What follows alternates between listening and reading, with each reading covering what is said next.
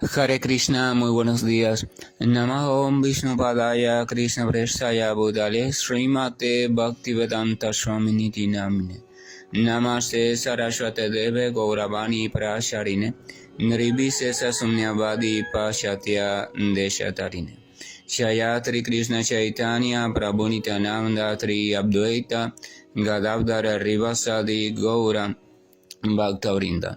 Hare Krishna, Krishna Krishna, Hare Hare, Hare Rama, Rama Rama, Hare Hare. Hare Krishna reiterados, y vamos a continuar con las lecturas y reflexiones sobre el siempre maravilloso y radiante Srimad Bhagavatam. Y estamos teniendo la dicha de estar en el segmento de oraciones de Bhishmadeva. No solo una de las grandes personalidades que tiene conocimiento perfecto sobre el Señor Supremo, sino también un devoto puro del Señor Supremo, el cual está a punto de abandonar el cuerpo material después de una batalla en la cual fue herido por múltiples flechas, pero todo su corazón y su mente está centrado en la presencia perfecta y maravillosa del Señor, al cual está describiendo y realzando su magnificencia. Cuando dedicamos nuestra palabra y nuestra mente a observar o recordar los detalles del Señor y nuestra palabra a describirlos, ¿verdad? Entonces se puede decir que nuestra mente está perfectamente ubicada. Porque si somos capaces de hacer eso mientras el cuerpo va dejando de funcionar, y aún a pesar de las perturbaciones de las situaciones externas e internas del cuerpo, nos mantenemos firmes en nuestro propósito, absorbidos en el disfrute y en el deleite que aquella persona y figura amada nos está dejando en nuestro corazón, entonces sin lugar a duda somos unas personas estables y podremos trascender el famoso suceso conocido como la muerte y permanecer sin perturbación en la presencia del Señor, aún después del tránsito. Es muy curioso porque, por ejemplo, en el cristianismo, en el Nuevo Testamento, en una de las cartas de Pablo, creo, no recuerdo bien si es a los Corintios, Pablo habla de la transformación, habla del hombre material y del hombre espiritual, habla de que primero fue lo material y después lo espiritual, o sea, habla de una transformación y habla de Adán como el hombre material y habla de el Cristo o de Jesús como el hombre espiritual, y habla de que se necesita una transformación y sin esa transformación no se puede entrar al reino de los cielos.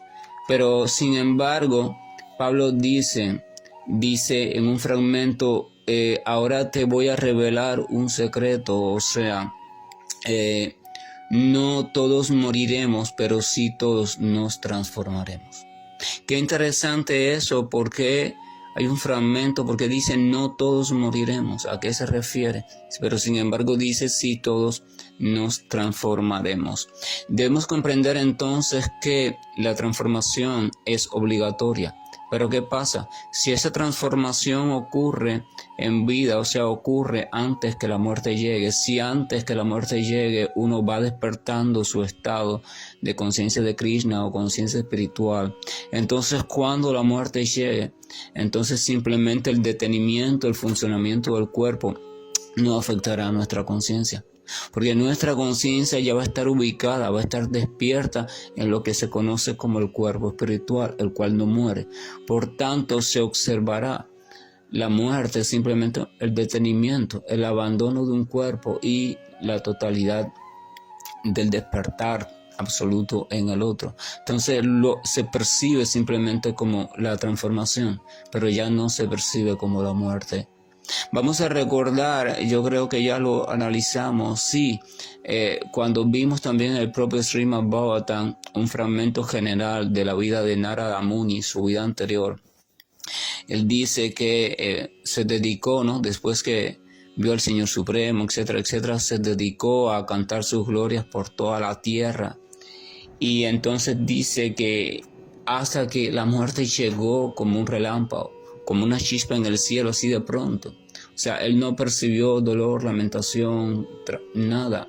Simplemente de pronto ya estaba completamente en el cuerpo espiritual. Entonces, ¿por qué sucedió eso? Porque la transformación en virtud del servicio devocional dedicado al Señor, o sea, en ese caso, a recordar constantemente y cantar las glorias de Dios y absorberse en esa actividad constantemente por todos los sitios de la tierra, sin dejarse cautivar por nada más, sin asustarse tampoco en nada más, estaba absorto en el deleite de disfrutar constantemente de aquel maravilloso Señor. Entonces, esa ejercitación, vamos a recordar que el recuerdo y el hablar y el cantar sobre el Señor Supremo son ejercitación espiritual. Y cada vez que lo hacemos, entonces simplemente nuestra conciencia espiritual se va despertando, porque la conciencia va hacia donde hay un estímulo. Si yo estimulo mis músculos de los brazos, mi atención, mi conciencia va a ir hacia allí y hay un desarrollo de eso. Si estimulo mi memoria, entonces mi atención va a ir hacia allí y hay un desarrollo de la memoria consciente.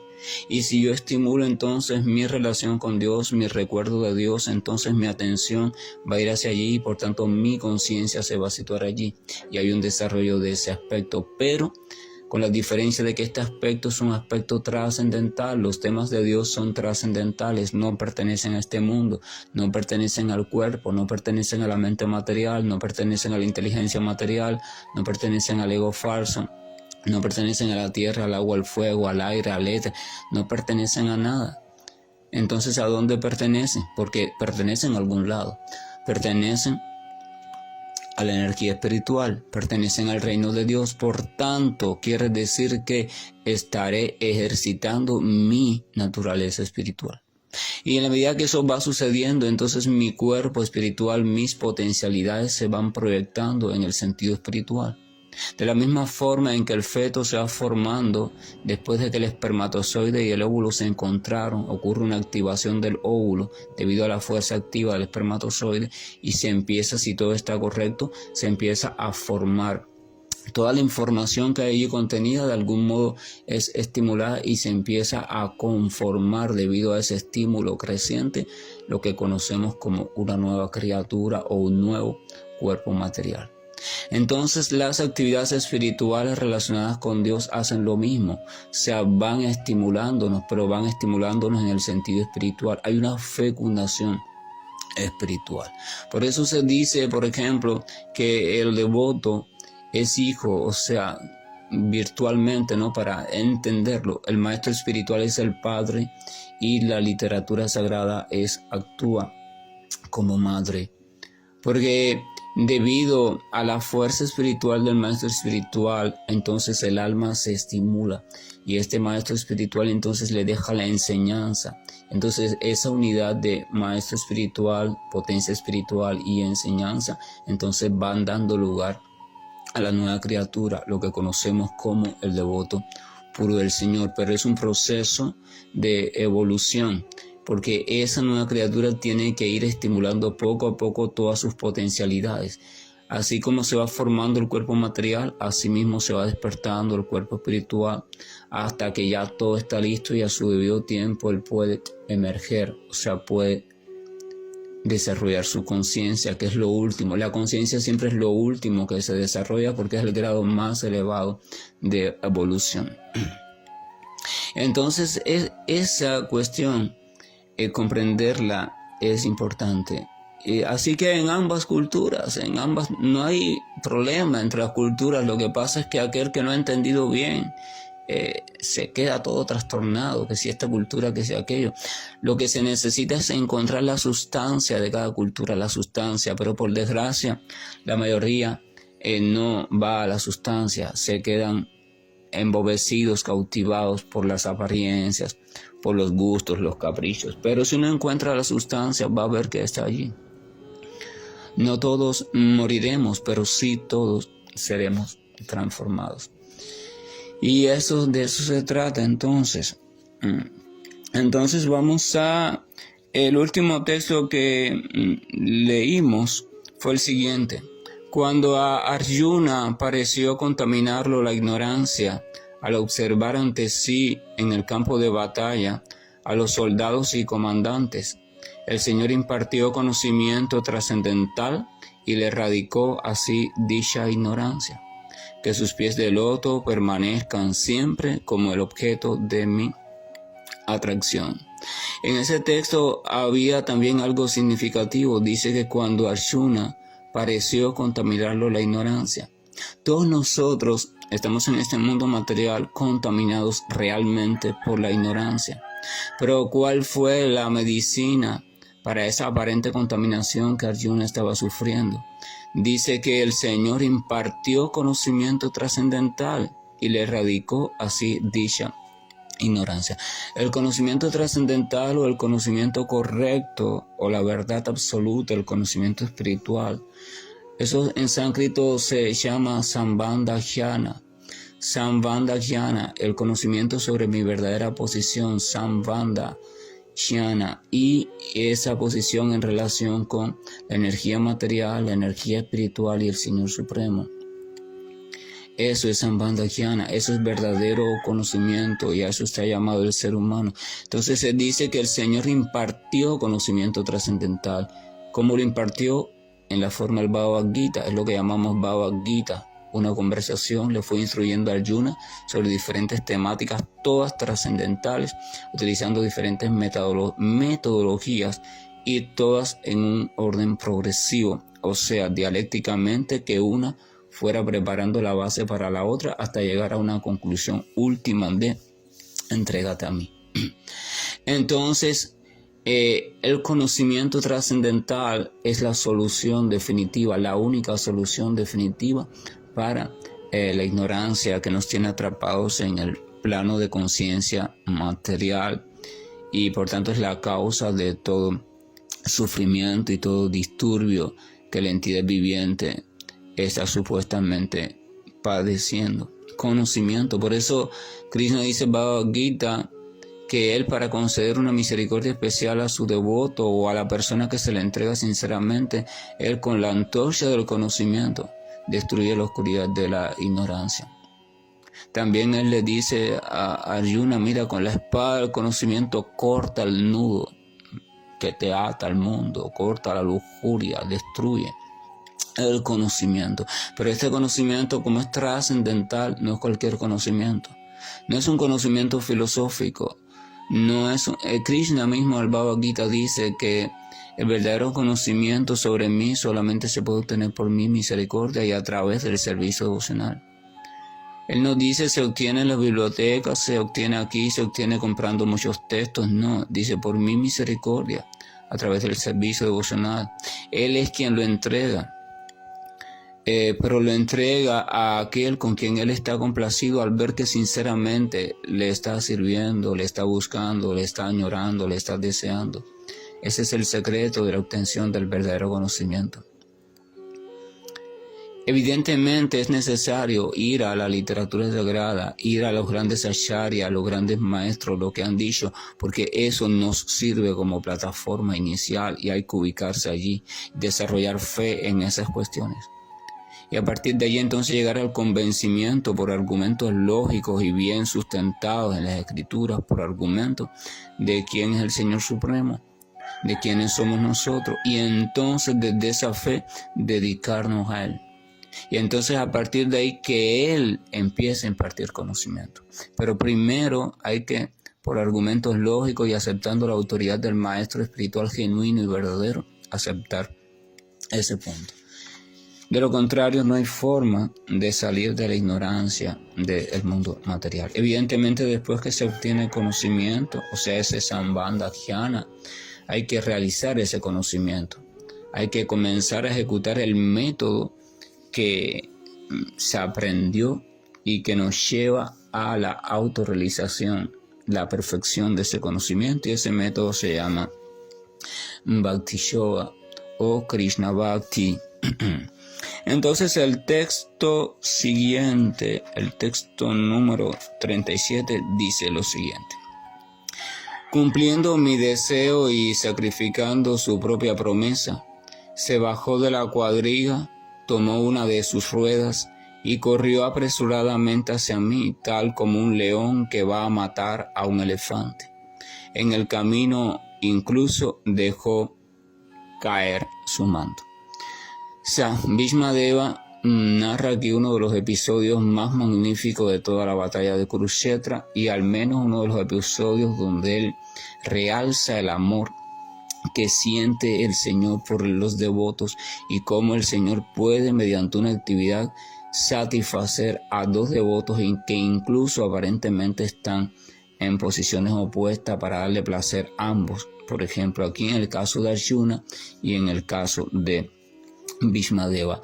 Se está refiriendo Bhishmadeva a un episodio donde Krishna, el cochero de Arjuna, al ver que Arjuna estaba en peligro, que Bhishmadeva estaba lanzando muchas flechas hacia él, que estaba a punto de herir a Arjuna, al ver eso, entonces Krishna se baja de la cuadriga, deja de ser cochero de la cuadriga, él se baja, y Krishna arranca una rueda de la cuadriga, la toma en sus manos y corre apresuradamente hacia donde está Bhishmadeva. La intención es simple de imaginar, es para golpear con la rueda a Bhishmadeva, para que no siguiera lanzando flechas a Arjuna, para que no hubiera peligro de que Arjuna fuera herido ni muriese.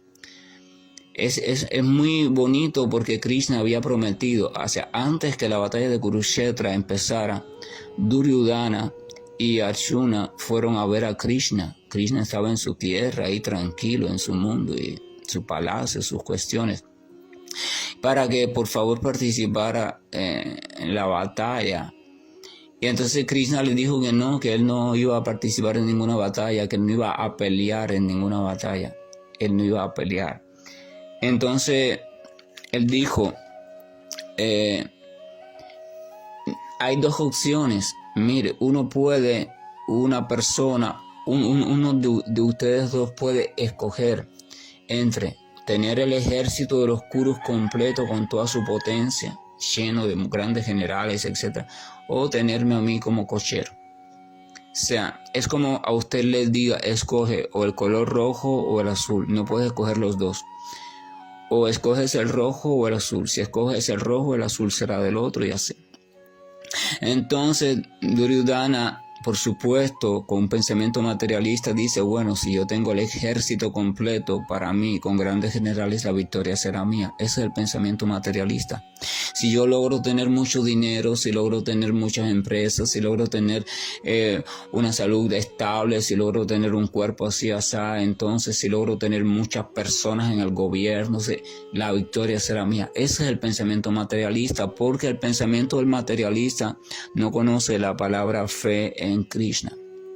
Simplemente se vale de sus propias supuestas posesiones materiales, entonces pasa su vida tratando de adquirir posesiones materiales, amigos que tengan un buen poder, que sean jefes de esto, de aquello. Esa es la vida de la persona materialista y ese es su pensamiento. Por tanto él piensa así, pero Arjuna pensó de la siguiente manera, bueno, no importa. Entonces, no importa, aunque sea de cochero, yo quiero que tú estés en mi bando, de mi parte, porque Arjuna es un devoto. Arjuna prefiere la presencia de Dios en su vida, aunque sea haciendo el papel que sea, que todas las riquezas y poderíos del mundo material. Ese es el pensamiento del devoto. O sea, si yo experimento que el Señor me está acompañando, entonces lo demás no me importa. Esa es la vida del devoto.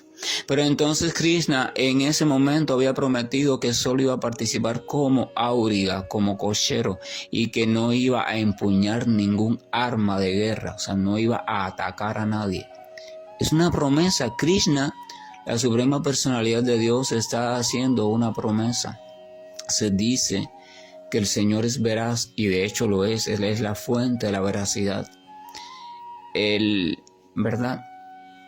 Y entonces él mismo está prometiendo algo, pero sin embargo su devoto Arjuna está en peligro y él comienza a hacer esas conductas de arrancar la rueda del carruaje para ir a golpear a Bhishmadeva. O sea, literalmente Krishna está asumiendo una conducta, un comportamiento donde está comenzando a violar su palabra, su promesa. ¿Por qué Krishna está haciendo eso?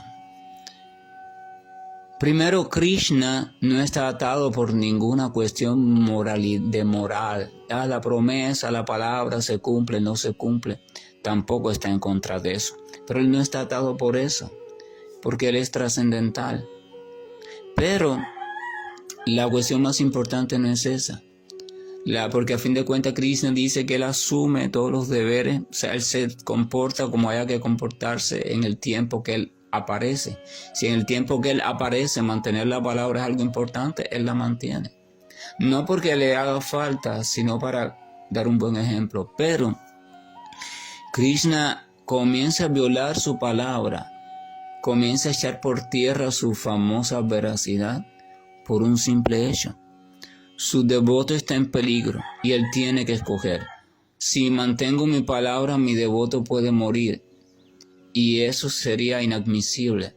Yo prefiero violar mi palabra que me digan mentiroso, pero salvar a mi devoto puro, salvar a aquel que me ama y a quien yo amo.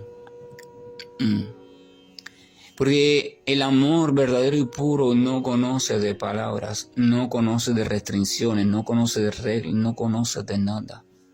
Entonces Krishna hace eso. Claro, evidentemente Krishna se las arregla porque cuando él va con la rueda así muy dirigido a golpear a Bhishmadeva, justo antes de golpear a Bhishmadeva sonó la caracola.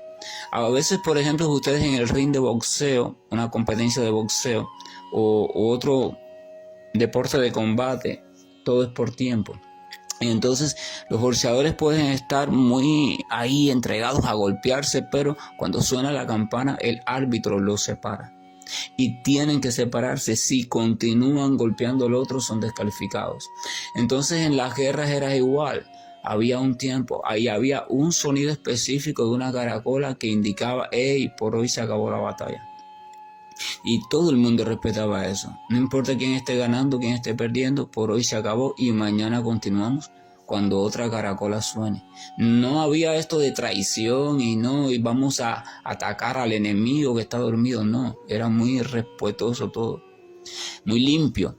Entonces cuando Krishna está llegando para golpear a Bhishmadeva, suena la caracola y al final Krishna no golpea a Bhishmadeva. Quiere decir que al final mantuvo su promesa, pero al mismo tiempo también demostró su amor por su devoto. Es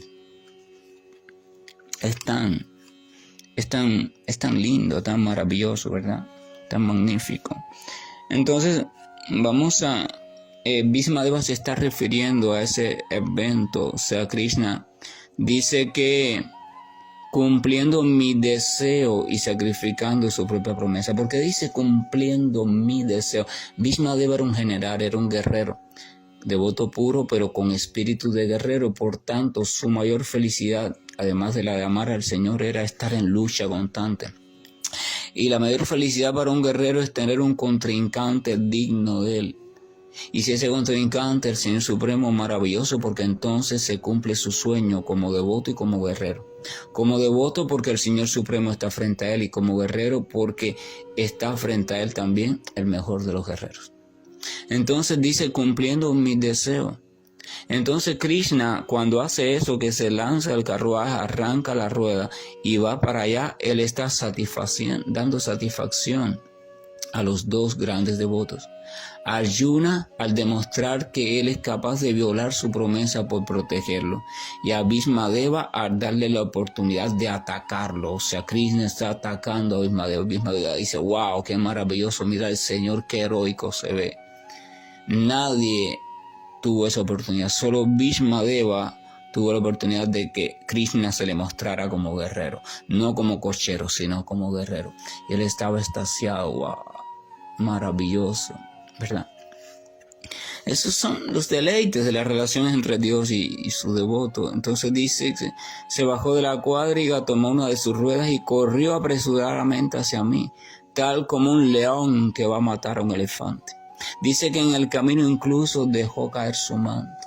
Eso es también un signo romántico. Krishna corre y su manto cae.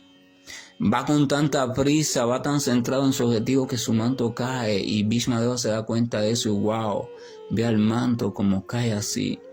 O sea, hay veces una película, hay cierta escena donde alguien lanza un manto o algo cae y ponen una cámara lenta y así como revuela en el viento y va cayendo al polvo y levanta polvo y se ve una escena realzada. Lo mismo pasa aquí.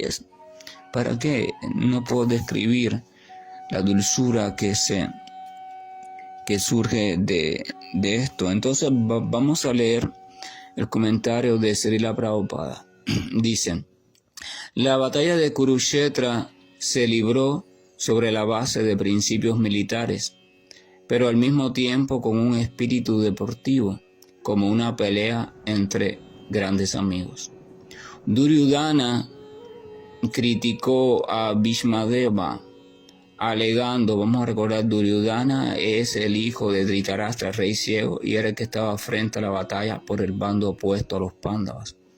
O sea, él era el jefe del bando donde estaba luchando Bhishmadeva. Bhishmadeva era el gran general, el guerrero más respetado, pero Duryodhana era el príncipe, así que Bhishmadeva estaba al servicio de Duryodhana. Dice que Duryodhana criticó a Bhishmadeva diciéndole que por cierto afecto paternal que él sentía con respecto hacia los Pándavas, era por eso que él no acababa de matar a Arjuna. O sea, Duryodhana muy mezquinamente intentó provocar a Bhishmadeva y le dijo, un día, ¿no?, en plena batalla, le dijo: se ve que tú sientes cierto aprecio por Arjuna y esos Pándavas, porque si no fuera así ya tú los hubieras matado, porque tú eres el gran guerrero, ¿verdad? Entonces él provoca. Entonces dice Prabhupada: un guerrero no puede tolerar insultos en relación con el principio de pelear. O sea, Duryodhana sabía que Bhishmadeva, por honor, al él provocarlo, él iba a reaccionar y iba a sacar todas sus fuerzas para que no siguieran diciendo que él estaba siendo blando en la pelea. Dice: Bhishmadeva prometió entonces que al día siguiente mataría a todos los 5 Pándavas con armas especiales hechas con ese fin. Duryodhana quedó satisfecho y guardó consigo las flechas que había que entregar al día siguiente durante la pelea. Sí, porque ¿qué pasa? A ver, los Pándavas no eran cualquier guerrero, los Pándavas tenían cualidades especiales, entonces se construyeron flechas especiales que estaban destinadas a matarlos. Si no era con esas flechas no lo iban a poder matar. Entonces Duryodhana tenía esas flechas, las guardó para el otro día entregárselas a Bhishmadeva para que con esas flechas matara a los Pándavas. Continúa: mediante trucos, Arjuna le quitó las flechas a Duryodhana y Bhishmadeva pudo darse cuenta de que se trataba de una maña del Señor Krishna. En consecuencia, hizo el voto de que al día siguiente Krishna tendría que tomar las armas personalmente, pues de no hacerlo su amigo Arjuna moriría. En la pelea del día siguiente, Bhishmadeva luchó con una violencia tal que tanto Arjuna como Krishna se vieron en dificultades. Arjuna ya casi estaba vencido. La situación se puso muy tensa, pues Bhishmadeva ya estaba a punto de matarlo. El Señor Krishna quiso entonces complacer a su devoto, Bhishma, haciendo que se mantuviera la promesa de este último, que era más importante que la suya propia. Aparentemente, Krishna rompió su propia promesa. Él prometió antes del comienzo de la batalla de Kurukshetra que permanecería sin armas y que no emplearía su fuerza en favor de ninguno de los bandos. Pero para proteger a Arjuna, se bajó de la cuadriga, tomó la rueda de la misma y corrió rápidamente hacia Bhishmadeva con una actitud furiosa, tal como un león que va a matar a un elefante. En el camino dejó caer la tela con la que se cubría, y por la gran ira que exhibía, no se dio cuenta de que se le había caído. Bhishmadeva soltó de inmediato sus armas y se dispuso a ser matado por Krishna, su amado Señor. Pero la pelea del día terminó en ese preciso momento y Arjuna se salvó. Desde luego que no había posibilidad alguna de que Arjuna muriera, porque el propio Señor estaba en la cuadriga. Pero debido a que Bhishmadeva quería ver que el Señor Krishna tomara algún arma para salvar a su amigo, pues el Señor diseñó esta escena, esta situación, para complacer a su querido devoto Bhishmadeva. Él se quedó ante Bhishmadeva para hacerle ver que su promesa se había cumplido y que él había tomado la rueda. Ahí termina el comentario de ese texto dado por Srila Prabhupada. Que la gracia y el amor de nuestro Señor nos acompañe y nos permita comprender que el Señor tiene más estima por la vida y el bienestar de su devoto que por cualquier tipo de moralidad o promesa que le puedan achacar. A él no le interesa que hablen en bien o en mal de él. A él simplemente le interesa que su devoto siempre se encuentre en buenas condiciones desde el punto de vista íntegro espiritual. Que también la gracia de nuestro Señor nos permita comprender que aún situado en el bando que esté situado el devoto por las circunstancias de la vida y las circunstancias del propio Señor, aún así el Señor siempre se las arregla para cumplir el deseo de ese devoto, siempre y cuando ese deseo, por supuesto, está relacionado con el aumento de su sentimiento amoroso hacia el propio Señor. Así de especial y magnífico es la relación de intercambio amoroso entre Krishna y sus devotos puros. Hare Krishna, buen día, y estoy finalizando la llamada.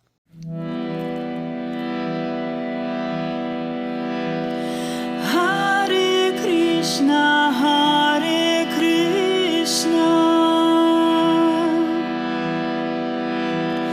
Krishna Krishna, Hare Hare, Hare Rama, Hare Rama, Rama Rama, Hare Hare, Hare Krishna, Hare Krishna,